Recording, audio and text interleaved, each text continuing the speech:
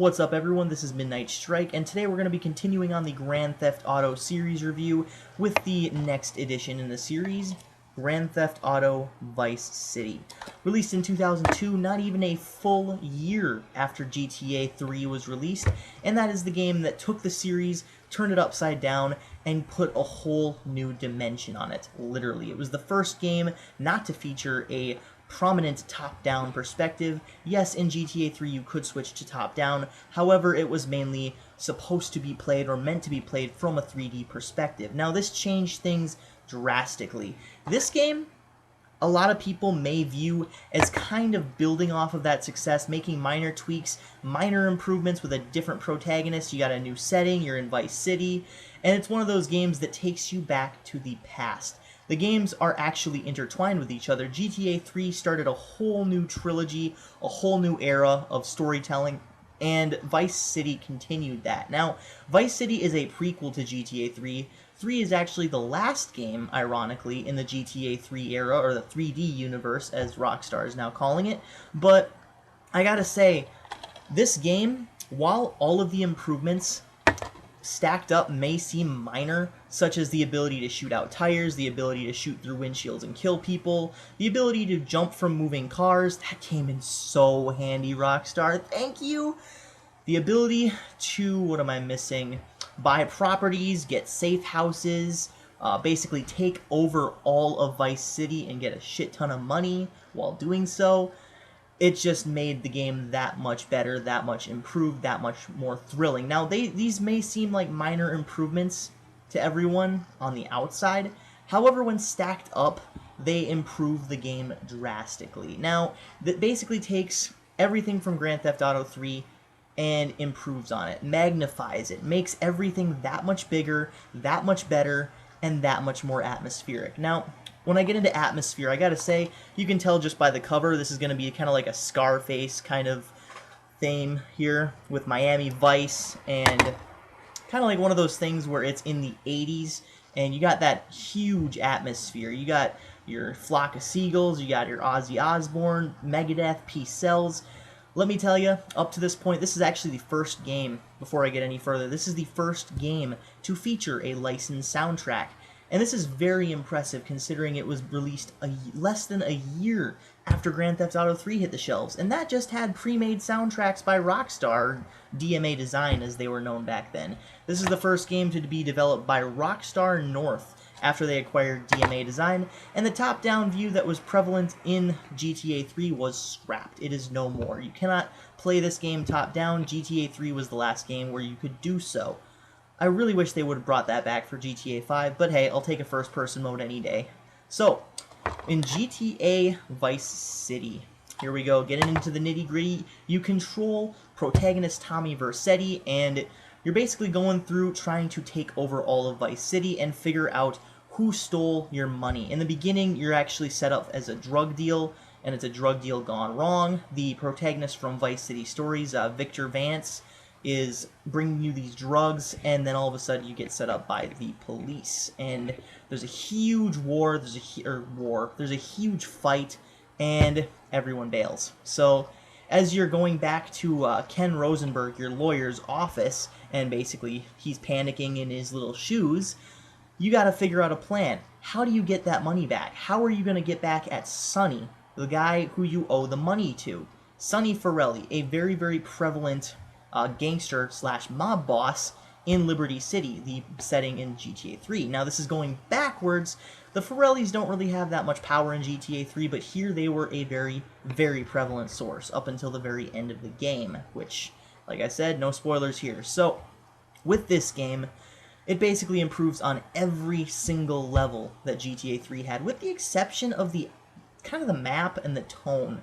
I do like the, free-for-all kind of Miami Vice tone and the beach setting, and of course the assets were really fun to get into, but for some reason I really like the dark atmosphere and the story better in GTA 3. I mean, sure, the dialogue is improved in Vice City, sure, the characters express themselves in a deeper and meaningful way, and the dialogue is pretty dang wooden in GTA 3, but what I'm trying to say is I think I like the story better in GTA 3, but they executed the plot in Vice City a lot better, a lot more smoothly, a lot more fluidly, and of course now you get a talking protagonist. Now, this is a good thing and a bad thing. Now, Tommy Vercetti, cool guy. Not really relatable. I don't really like him that much, but he's cool. You know, he gets the job done. He is the Harwood Butcher. I think he killed like 11 or 10 people, 15 people, something like that. And got 15 years in prison under Sonny's name. Basically, he set him up, and now he's getting revenge. So, basically, after you take over the entire city, it's up to you to either pay back Sonny or take your revenge, because you own a whole city now, pretty much. You have all these connections, all these deals, and you're unstoppable. It's basically, the story is Tommy Vercetti's rise to the top. So, with Tommy Vercetti, though, like I said, speaking protagonist can be a good thing, can be a bad thing, because at least with Claude, you didn't really have a reason not to like him. You didn't really have a reason not to relate to him. Now, I love Tommy's kind of cheesy one-liners after the end of a cutscene in the beginning of a mission, or at the end of a mission, I should say, but his overall attitude and the way he treats Lance Vance, not really appreciating it. I mean, Lance Vance goes out of his way to try and help Tommy at all times, pretty much, even putting his life on the line for the guy, and he has absolutely no respect for him. And he's not really that much of a respectful guy. He's kind of an asshole, if you ask me, but, you know, it's the tough persona, I suppose. He was in prison, he's a hardened criminal, he's a crook, he's a murderer, and all that stuff, which I guess he's kind of like an anti-hero in that respect. I guess I shouldn't really judge him that harshly, because Kratos, God of War, one of my favorite series on the PlayStation 2 and the PlayStation 3 later, featured Kratos as an anti-hero who just went around doing all the things that you would hate anyone else if they did in their games. So I suppose I shouldn't really be that hard on Tommy Vercetti. But all in all, this game, while it makes very, very minor improvements... Oh, motorcycles. Where's the motorcycle? Right there. Motorcycles, and of course, flying vehicles. Motorcycles were in GTA 1 and 2, stripped down from GTA 3 because of some sort of ban. That's what they say later in Liberty City Stories. But then they were re-added back for Vice City back in the 80s. Now, this game is an absolute masterpiece. It is a must-play. If you think GTA 3 is a little bit too stripped down and basic for you, that game hasn't aged very well. This game, even though it runs in the same engine, it looks like it's the same kind of graphics, but different setting, different place. It looks kind of like an expansion pack at first glance, at face value. This game has aged excellently, even though it's the same thing. Even though it's the same kind of style, I should say. It has aged very well. And I say that just because of all the minor improvements, the minor tweaks to the mechanics that they make in this game, such as the ability to actually eat food and gain health, the ability to change clothes. You can actually customize your protagonist. All of those things add up to make a more fleshed out gaming experience, and really that's what the sequel is all about, is improving everything that you had on your previous games, on your prior games, and just making everything better and more fleshed out. So, all in all, I'm going to give Vice City a 9.8 out of 10. It is just shy of perfection. I don't really like Tommy that much as a protagonist. My favorite protagonist is either probably going to be CJ or Trevor, to be honest. I know they're completely opposite, but, you know, CJ and Trevor are my favorite protagonists, but I don't really like Tommy that much. So, you know, sue me, I guess. And, of course, there's a little bit of a lack of polish on some of the mission designs, I should say.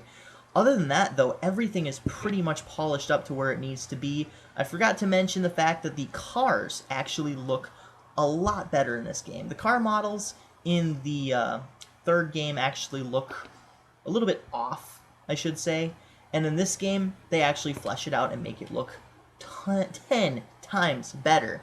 Especially with the headlights and the hood area, which kind of looked a little odd with some of the sports cars in GTA 3, but in this game they actually look pretty damn awesome. So 9.8 out of 10, other than a few polish issues and of course the protagonist, I don't really like him, it is a practically perfect game. 9.8 out of 10. I know I said it a bunch of times. This is Midnight Strike 3625. Keep calm and rock on.